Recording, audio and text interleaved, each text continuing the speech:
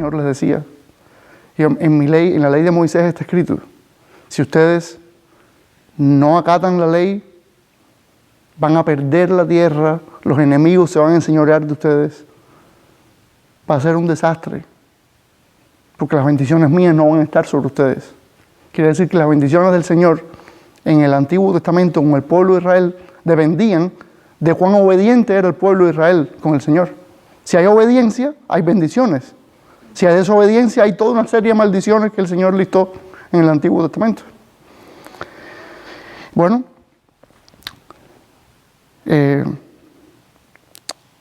también vimos el domingo pasado, analizamos el capítulo 53 del libro de Isaías, que precisamente es uno de esos profetas, mediante los cuales el Señor habló, advirtiéndole, sobre todo al reinado de Judá al sur, de su pecado. El reinado de Judá se fue al exilio años después del reinado del norte.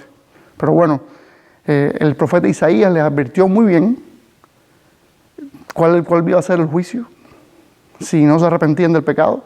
Al final hubo juicio y Judá también se fue al exilio, a Babilonia en este caso. Israel se fue a Asiria y el reinado del sur de Judá se fue a Babilonia.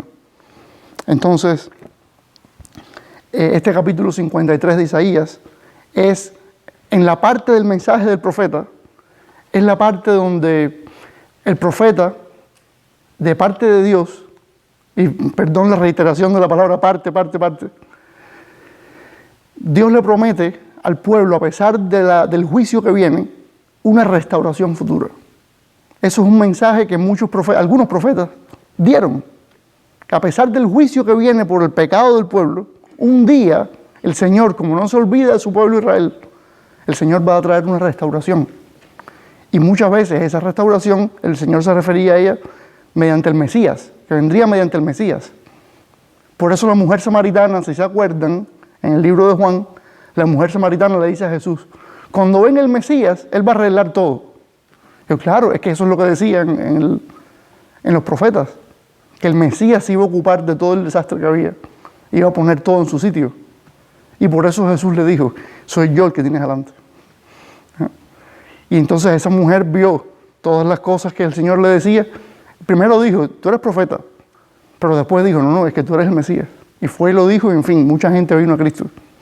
En Samaria, capital de Israel, del reinado del norte, donde había mucho pecado, hacía mucho tiempo.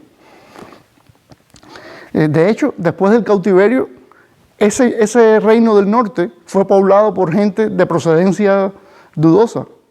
Y es por eso entonces que en el tiempo de Jesús, la mujer samaritana le dijo, pero si los judíos y los samaritanos no se llevan bien, ¿cómo tú me pides agua a mí que soy una mujer samaritana? Bueno, esa es una de las razones. Es que los judíos consideraban a los samaritanos como mestizos, gente mezclada, que no eran israelitas de verdad, de linaje israelita, porque era muy importante el linaje. Si usted ve la Biblia está llena de genealogías. Y es por eso, porque el linaje es muy importante en aquella cultura. Y también era importante porque, por ejemplo, después de David, usted sabe que hemos hablado que de David descendería el Mesías. Y es muy importante el linaje de David, la descendencia de David, porque es que de ahí viene el Mesías, que nosotros sabemos que ya vino y que se llama Jesús de Nazaret. Ahora, Malaquías es otro de estos profetas, pero Malaquías fue ya después de que regresaron de su cautiverio. Malaquías fue de hecho, el profeta con el que, vamos a decir, al último profeta que el Señor utilizó para advertirle al pueblo de su pecado. En el tiempo de Malaquías, las cosas no estaban bien. De hecho, el libro de Malaquías es eso. El libro de Malaquías es una advertencia, una reprensión tras reprensión, regaño tras regaño del Señor, pero bien duro, por toda la serie de pecados. Usted lee el libro completo y se va a dar cuenta que el Señor reprende al pueblo por todos sus pecados. Y ustedes han hecho esto, ustedes han hecho aquello, y el pueblo ni siquiera reconocía que estaba pecando, que había pecado contra el Señor por un tiempo ya. Y se repite la frase, y ustedes dicen, ¿en qué hemos hecho tal cosa? ¿Y en qué hemos pecado? ¿Y en qué hemos? El Señor le dice, pues sí, en esto, y en esto, y en esto. varios pecados. Entonces, el libro de Malaquías precisamente termina con este mensaje de juicio. Pero que el Señor también con Malaquías promete algo bueno, esa restauración. Es las dos cosas, pero lo más inminente era el juicio. Entonces, hoy vamos a ver el mensaje con el cual el Señor termina el libro de Malaquías. Vamos a ver ese mensaje.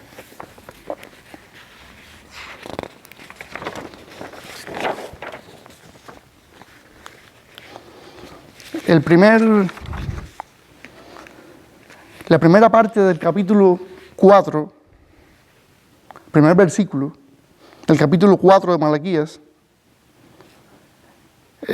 nos deja un principio, que el Señor le advierte al pueblo que los desobedientes serán consumidos. Eso es lo que pasa aquí, eso es lo que el Señor le advierte al pueblo mediante ese versículo 1, mediante Malaquías, pero eso también podemos ver que va a suceder al final de esta era, cuando el Mesías venga, Jesús venga de nuevo y se ocupe de restaurar todo. Eso va a pasar también. Vamos a leer ese versículo 1, dice: porque he aquí viene el día ardiente como un horno, y todos los soberbios y los que hacen maldad serán estopa. Aquel día que vendrá los abrazará con S de quemar. Abrazar con S quiere decir quemar, con Z quiere decir abrazar. Abrazar, darle un abrazo a alguien. Pero abrazar con S es de quemar. Los españoles dirían abrazar, muchos españoles. Abrazar, el abrazo, abrazar. Nosotros los latinos decimos todo es ese. Entonces, dice: aquel día que vendrá los abrazará, los quemará, ha dicho Jehová de los ejércitos, y no les dejará ni raíz ni rama. O sea que lo está comparando con una planta que va a ser devorada por las llamas. Y así va a ser el castigo del Señor en ese día final para los que se negaron completamente a seguirlo. Y vamos a tener un poco de cuidado con esto, porque estas son las cosas que muchas personas dicen: ay, pero es que la Biblia es un libro terrible, ese Dios de la Biblia es terrible, mira cómo pronuncia juicio sobre la humanidad. Y muchos dicen también: es que el Dios del Antiguo Testamento era así. Y el Dios es el mismo en toda la Biblia. Y si ustedes leen Apocalipsis, mire, Apocalipsis es el último libro del Nuevo Testamento, de la Biblia entera, pero del Nuevo Testamento. Pero miren lo que dice el libro de Apocalipsis, fíjense. Dice: y me dijo, hecho está. Ese es Juan recibiendo el mensaje del Señor. Hecho está, yo soy el alfa y el omega, el principio y el fin. Al que tuviere sed, yo le daré gratuitamente de la fuente del agua de la vida.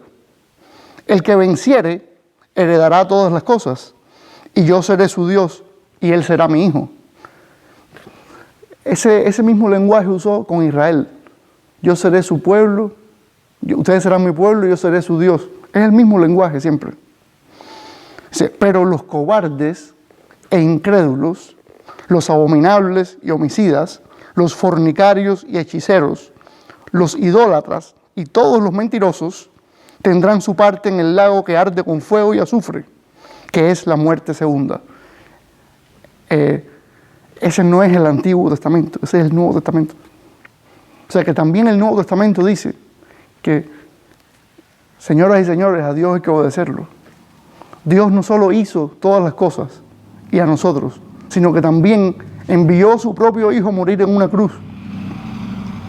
Entonces, Él no está diciendo a ustedes tienen que obedecerme porque yo soy el mejor aquí.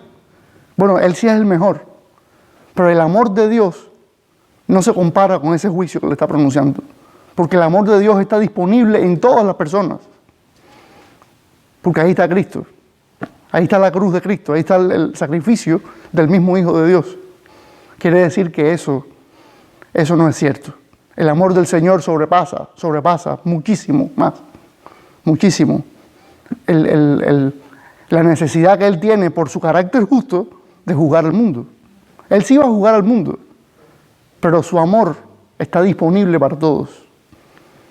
Y el que no lo agarre es porque no quiere, porque sigue pensando que Él puede ser mejor que Dios, que Él puede hacer las cosas mejor que Dios, que el plan de Él está perfecto. Mire, yo tengo un plan aquí que está, usted tiene que leer esto, porque esto está, siéntese ahí que le voy a explicar qué es lo que yo voy a hacer, porque la Biblia, sí, la Biblia es un libro bueno, pero no, tranquilo, yo le voy a decir qué es lo que funciona de verdad. Y con el Señor no funciona otra cosa, no funciona otra cosa. Ese juicio que pronunció Malaquías, desgraciadamente eso era para el pueblo de Israel, pero el que se crea que ahora no hay juicio para el que no confía en el Señor que murió en la cruz y que resucitó, bueno, pues mira el juicio aquí en Apocalipsis. Entonces, si seguimos leyendo el libro de Malaquías, capítulo 4, veremos en los versículos 2 y 3 que el Señor le promete al pueblo que los obedientes serán bendecidos. ¿Ve? Ahí están las dos respuestas. Porque inclusive cuando usted le predica a alguien el Evangelio, siempre hay dos respuestas posibles. Claro, hay gente que dice, no, déjame pensarlo, qué sé yo. Ok, eso es una excepción. Pero mucha gente dice, sí, yo sí quiero seguir a Jesús. Y otros dicen, a mí no me hables de eso, que no quiero saber nada de eso. Bueno, así también son las respuestas de Dios. Dios dice, a los que no me siguen, a los que siguen siendo mis enemigos, sin necesidad, desgraciadamente tengo que juzgarlos. Pero los obedientes son bendecidos. Fíjense cómo dice los versículos 2 y 3. Mas a vosotros, los que teméis mi nombre, temer al nombre del Señor no es, no es agarrarle miedo al Señor, sino es temor, reverencia, es respeto. No es que usted arranque a correr cuando usted está en la presencia del Señor. Cuando usted piensa en el Señor, no es que corra, no, es que es reverente el Señor. ¿Okay? Dice, mas a vosotros, los que teméis mi nombre, nacerá el sol de justicia. Ve la ilustración, el sol de justicia. Y en sus alas traerá salvación. Esa es la bendición para los que son reverentes al Señor. La salvación que ahora Él promete en Cristo. Y saldréis y saltaréis como becerros de la manada. Es una ilustración de cómo los animalitos cuando están contentos hacen eso. Y dice el versículo 3, hollaréis a los malos, o sea, los van a vencer, los cuales serán ceniza bajo las plantas de vuestros pies. En el día en que yo actúe, ha dicho Jehová de los ejércitos. O sea que evidentemente el pueblo de Dios de cierta manera va a hacer justicia junto con Dios a los que hacen iniquidad, a los que no quieren respetar al Señor, no quieren seguir al Señor. Sí, son cosas bastante tristes, pero tristes para el que insiste en perderse, insiste en ser enemigo del Señor. Usted y yo no tenemos que insistir en ser enemigo del Señor. No, porque es que ya Él sacrificó a su Hijo. No es necesario seguir siendo enemigos de Dios, seguir haciendo nuestra voluntad y diciendo que la de Él no es buena, que es la nuestra. No es necesario eso.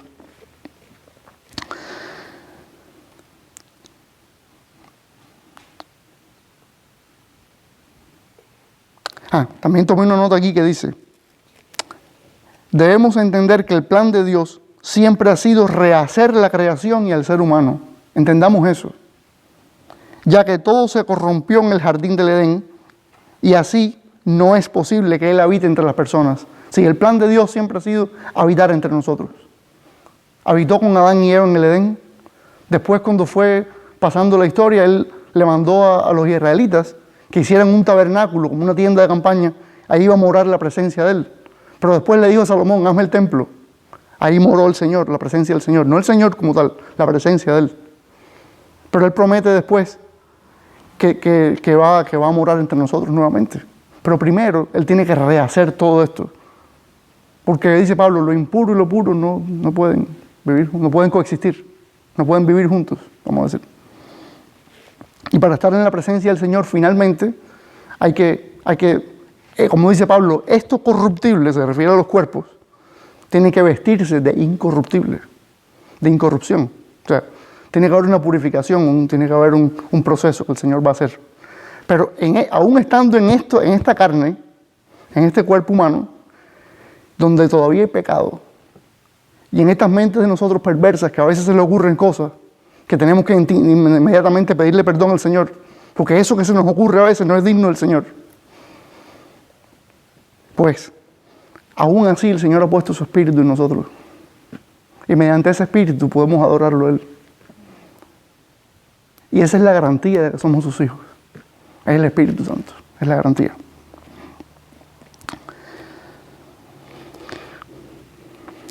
Si seguimos leyendo, vemos entonces Malaquías 4, versículo 4, ese que está en la pantalla.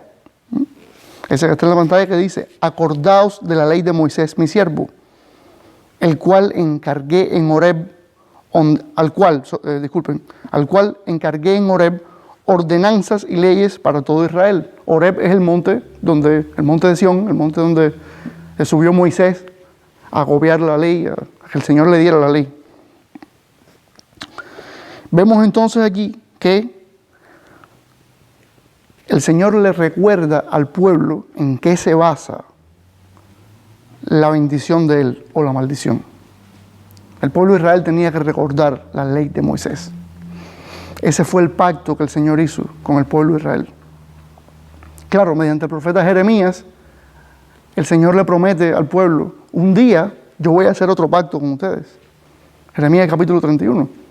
Yo voy a hacer otro pacto, no como el que hice en Horeb, porque ese pacto fue invalidado por todos los pecados de ustedes a través de la historia. Pero yo voy a hacer otro pacto donde voy a circuncidar. Ya no es una circuncisión. ¿Saben lo que es la circuncisión? La circuncisión esta vez no iba a ser en carne, que es cortar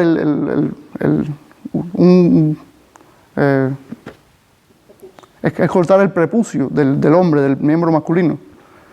Pero esta vez no iba a ser una cortada, él no iba a quitar o no iba a hacer una operación prácticamente en el cuerpo físico, sino que el corazón lo iba a circuncidar. Quiere decir que el Hijo de Dios esta vez iba a estar entonces ya sellado en el corazón.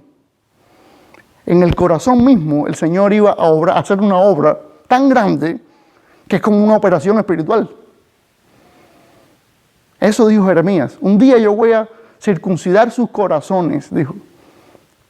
Y esa es la seguridad de que su corazón y el de nosotros y el mío está circuncidado.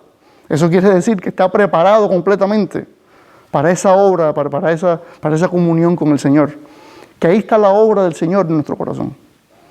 O sea, el corazón ese que ya no es de piedra, sino de carne. Porque el corazón humano naturalmente es de piedra, no es de carne. Pero usted ve las cosas que usted y yo pensamos y hacemos, aún siendo cristianos a veces. Pero claro, el Espíritu te dice: arrepiéntete. Eso no me gustó. Eso no es, eso, sigues haciendo eso y pensando eso, la comunión conmigo no está bien.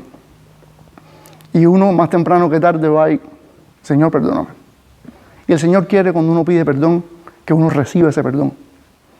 Que reciba ese perdón y que no se quede uno golpeándolo en la cabeza: ay, pero es que yo hice tal cosa, es que yo hice. No. Él quiere que usted efectivamente pida perdón. Pero cuando usted lo pida, reciba el perdón. Recíbalo.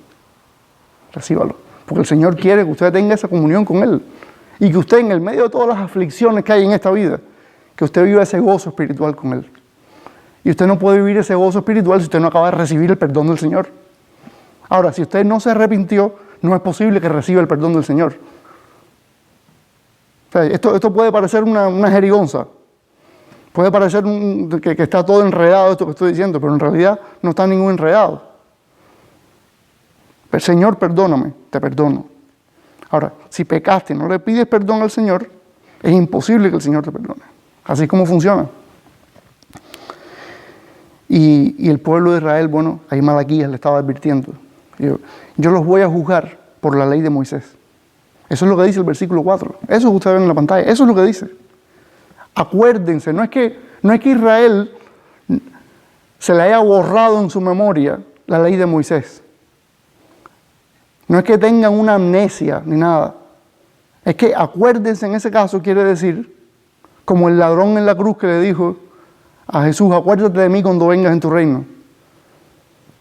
Que lo llevara con él, que le diera un lugar en ese reino. Bueno, aquí lo que quiere decir no es que se vayan a olvidar ellos porque tienen amnesia, sino que acuérdate de la ley de Moisés quiere decir,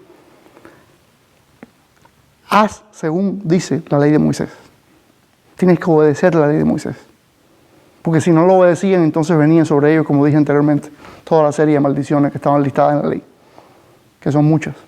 Pero las principales son, te quito la tierra, tus enemigos se enseñorean de ti, inclusive los cultivos no van a prosperar. No va a haber ni lluvia, fíjense. Que es lo que dice en capítulo 3, versículo 10, 9. En el capítulo 3, versículo 9. Dice, maldito soy con maldición, porque vosotros, la nación toda, me habéis robado. Traed todos los diezmos al alfolí, y hay alimento en mi casa, y probadme ahora en esto, dice Jehová de los ejércitos.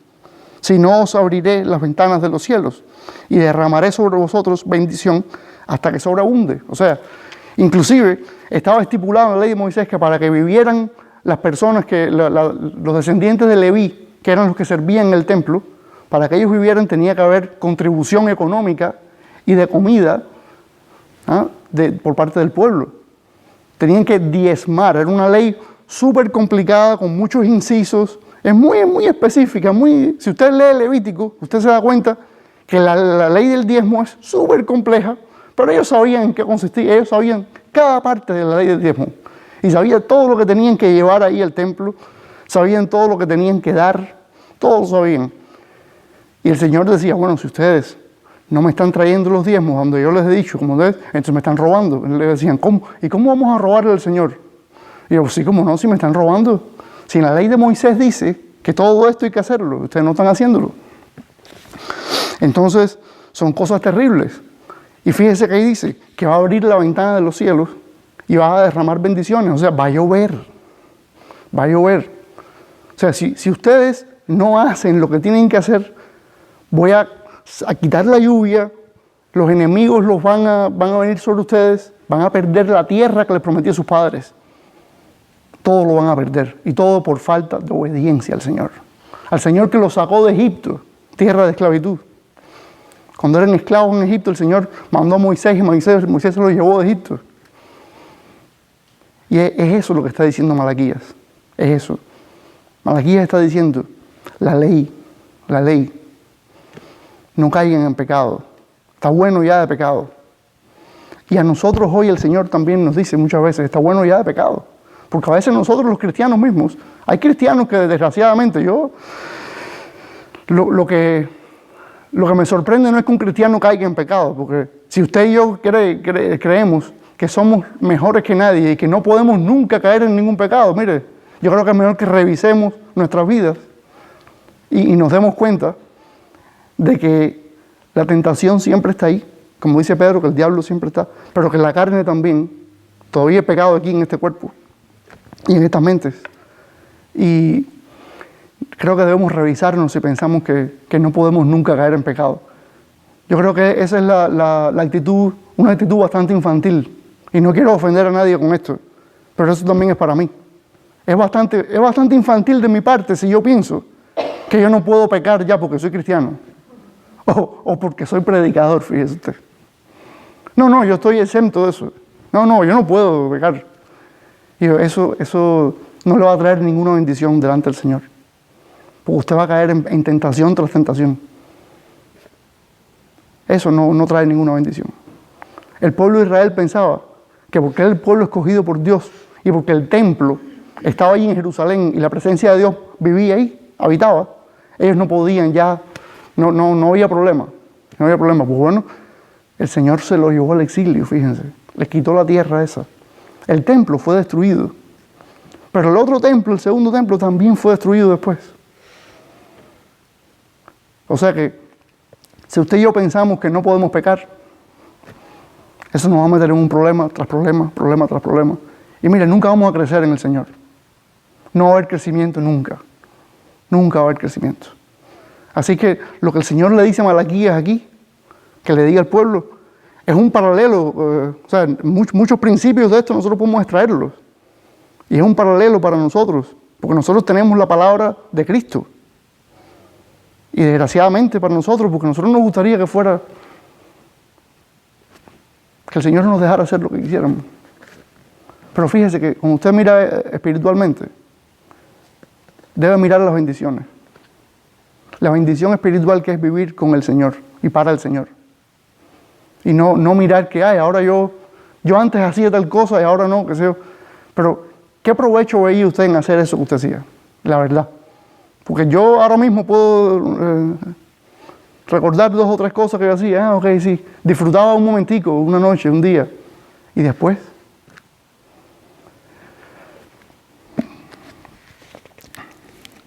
El Señor también le informa al pueblo a través de quién será la bendición. Esto es muy interesante. Muy interesante y quizás no había material suficiente, vamos a decir, no había pasado cosas suficientes en ese momento para que ellos entendieran bien. Vamos a ver eso.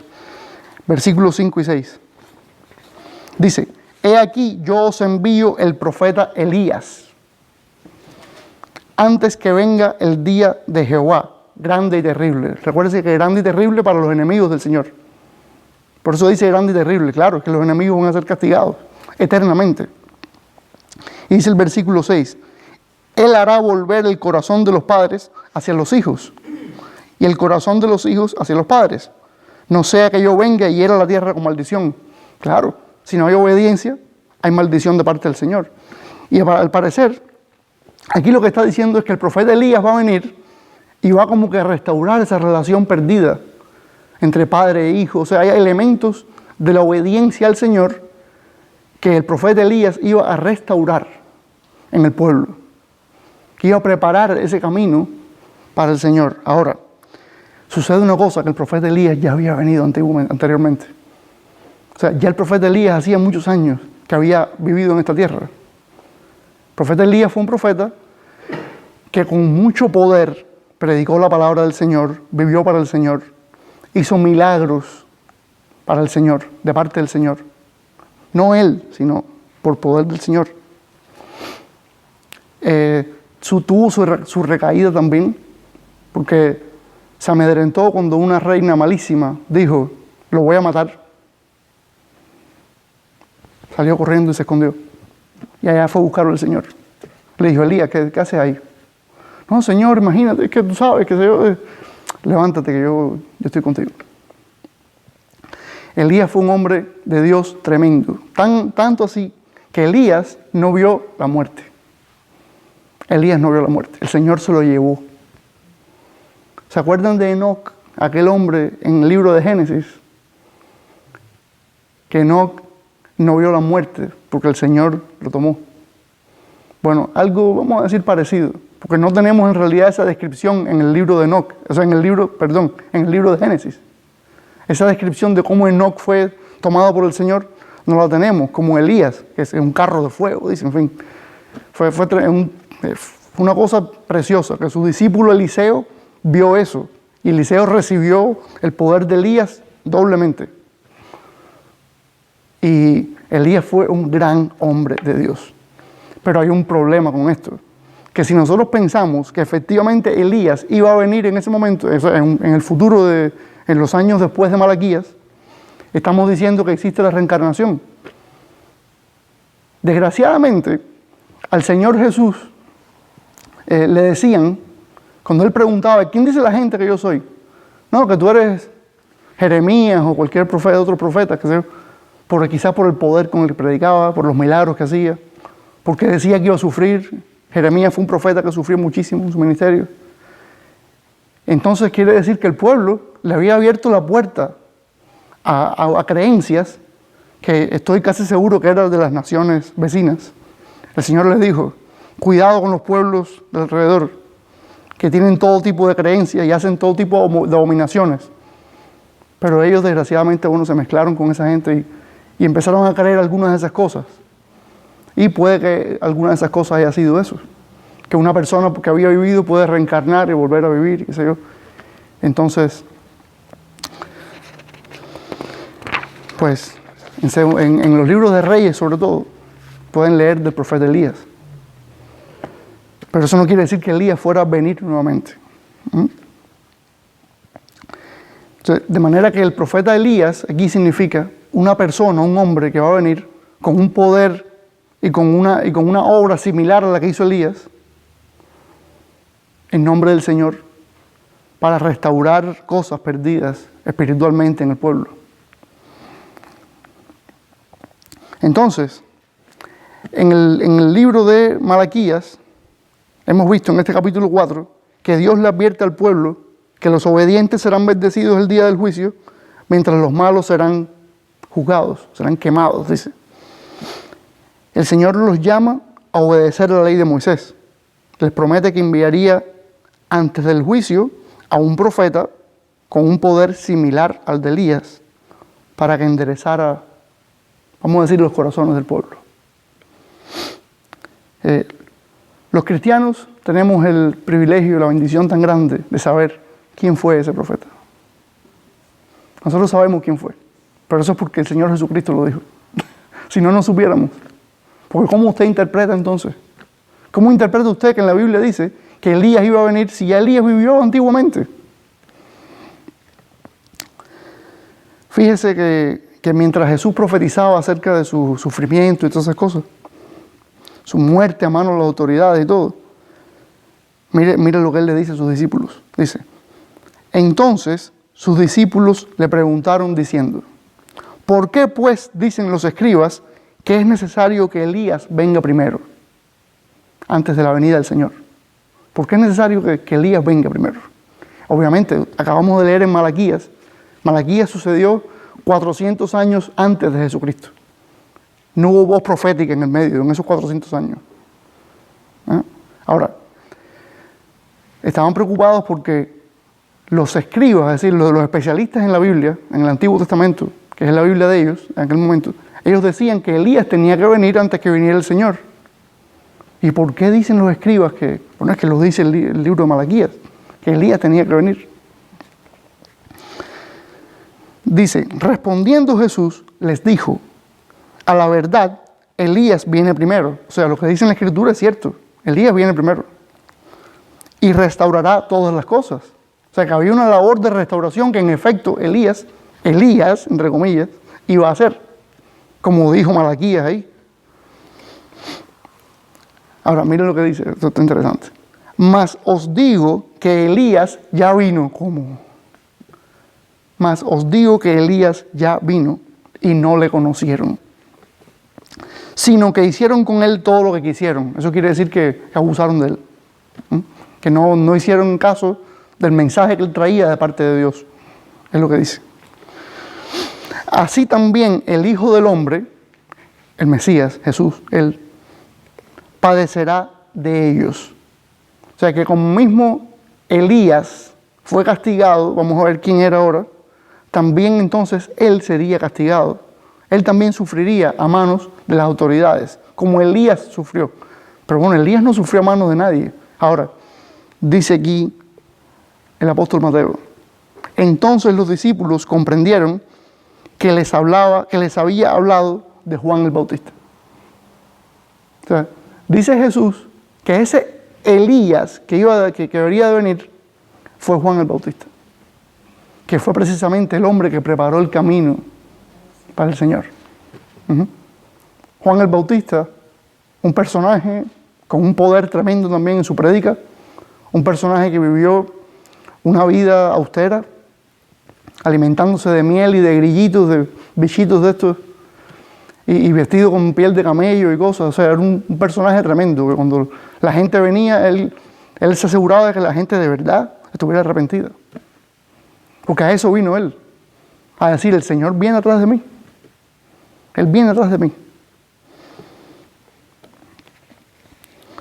Entonces, este pasajito que acabo de leer está en Mateo, capítulo 17, versículos 10 al 13. Son 3 versículos. Mateo 17, del 10 al 13. Ahora, como mismo los israelitas tenían ese reto de entender estas cosas del Antiguo Testamento, también nosotros tenemos el reto de entender el Apocalipsis, porque ya estas cosas proféticas pasaron, y muchas de ellas, ya casi todas las explicó Jesucristo, el Mesías. Jesús el Mesías, ya explicó todo esto. Pero a nosotros nos queda el Apocalipsis todavía. Bueno, desgraciadamente, muchos de nosotros decimos muchas cosas acerca del Apocalipsis, cosas muy específicas que queremos definir con mucha exactitud. Y a veces, a través de los años, nos hemos equivocado en ciertas cosas, diciendo, es que tal persona que apareció en la escena mundial es este personaje que se dice en Apocalipsis.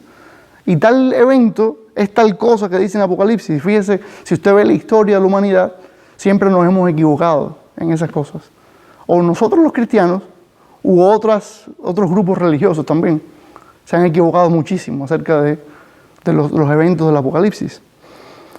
Ahora, el Señor no quiere que nosotros estemos adivinando todo el tiempo. El Señor quiere que sepamos las cosas que van a suceder, pero no que estemos adivinando las cosas que van a suceder. Miren lo que dice el libro de Apocalipsis. La revelación de Jesucristo. Este es el capítulo 1, versículo 1. Así empieza el libro de Apocalipsis. La revelación de Jesucristo que Dios le dio para manifestar a sus siervos, a los que vivimos para Él, las cosas que deben suceder pronto. Y la declaró enviándola por medio de su ángel a su siervo Juan. Para eso el Señor inspiró el libro de Apocalipsis, para que sus siervos, o sea, sus seguidores, supieran las cosas que iban a suceder. Pero no para que estuvieran entonces inventando cada cosita, tratando de adivinar. Fíjense, eso no es la manera en que se debe analizar la profecía. Porque fíjense cómo los israelitas no siempre estuvieron claros en las profecías del Antiguo Testamento. Claro, es que no había sucedido todavía. Así dijeron, es que viene Elías tiene que venir. ¿Y por qué dicen que Elías tiene que venir? Es que ya Elías había vivido anteriormente. Del Señor Jesucristo mismo se dijo que Él era uno de los profetas. ¿Y lo que quiere decir? Que Él está reencarnado entonces. Que es un profeta reencarnado. No, el Señor nunca nos dice que la reencarnación es una doctrina que Él enseña. No, eso no. Quiere decir que este es el mensaje con el que termina el Señor el libro de Malaquías, y en el canon cristiano, o sea, en la forma cristiana de organizar el Antiguo Testamento, este es el final del Antiguo Testamento. O sea, los judíos tienen la misma Biblia que nosotros, vamos a decir, lo que nosotros le decimos el Antiguo Testamento, que quiere decir pacto, el Antiguo Pacto. Eso para ellos es la ley y los profetas y los escritos. O sea, para ellos esa es su Biblia. Y es la misma, pero el orden cambia. Y lo tienen agrupado diferente. Entonces ellos terminan con Crónicas, no terminan con Malaquías. Pero como quiera que sea, este es el último profeta, eso no cambia. Históricamente Malaquías lo más probable es que haya sido el último profeta. Y este es el mensaje que dejó Malaquías de parte del Señor. Después de ahí, 400 años se pasó el pueblo de Israel sin tener un profeta. Quiere decir, sin escuchar la voz del Señor, advirtiéndoles, reprendiéndolos, dándoles ánimo. Nosotros tenemos el Espíritu Santo de Dios. Si de verdad nos hemos arrepentido de nuestros pecados, si de verdad hemos decidido seguir a Jesús, pero no un Jesús inventado, el Jesús que proclama las Escrituras, el Jesús de la ascendencia de David, ese Mesías, ese ungido que el Señor prometió desde siempre, que iba a venir. Ese Jesús. No un Jesús inventado que salió no sé quién sabe de dónde. No. El Mesías, el Hijo de Dios, el que dice Juan en el capítulo 1 de su libro, que el verbo era con Dios y el verbo era Dios, ese Mesías es el Mesías de nosotros. Ese es Jesús de nosotros. El que estaba con Dios desde el principio, pero también era Dios. Y Él y el Padre enviaron a su Espíritu, al Espíritu Santo, para vivir en nosotros. Ese es el Cristo, que quiere decir Mesías, ungido. Así es que seamos agradecidos con el Señor, porque nos salvó del pecado, y por ende nos salvó de ese lago de fuego que dice en Apocalipsis, que concuerda muy bien con el mensaje de Malaquías, que dice que se van a quemar sus enemigos. Seamos agradecidos al Señor porque nos salvó de eso. Y también seamos agradecidos porque podemos entender ese Antiguo Testamento, ¿ah?, de una forma más específica. Porque aún en los tiempos de Malaquías, él no había explicado todas estas cosas, pero ya lo explicó. Ya lo explicó. Ya lo explicó. O sea, en el tiempo de Malaquías no sabían todas estas cosas. Nosotros ahora las sabemos. Y tenemos más responsabilidad todavía. Tenemos responsabilidad de caminar con rectitud delante del Señor, de crecer espiritualmente, de crecer en el conocimiento de la Biblia. Eso nos toca a nosotros. No para engordar académicamente, estar, ¿sabes? Yo sé mucho, sino eso debe expresarse en nuestro servicio al Señor, en nuestra vida espiritual. Y debemos contribuir a que otros también crezcan. Esa es la obra de nosotros. Que crezca el Evangelio, que más gente venga al Señor. No que se sienten aquí en un edificio donde se reúnen los cristianos, porque usted puede venir y sentarse y no pasó nada. Sino que de verdad usted crea. Que de verdad crea. ¿Está bien? Pues este fue el mensaje del último profeta. ¿Está bien? Bueno, Señor, te damos tantas gracias porque tú nos has enseñado, Señor, todas las cosas. Has puesto todo a nuestra disposición. Y nosotros queremos, Señor, crecer en ti. Queremos que tú, Señor, seas nuestro Señor de verdad. Y no que seas un Dios que está ahí y al cual obedecemos si queremos y si no, no. Perdónanos, Señor, si hemos hecho tal cosa.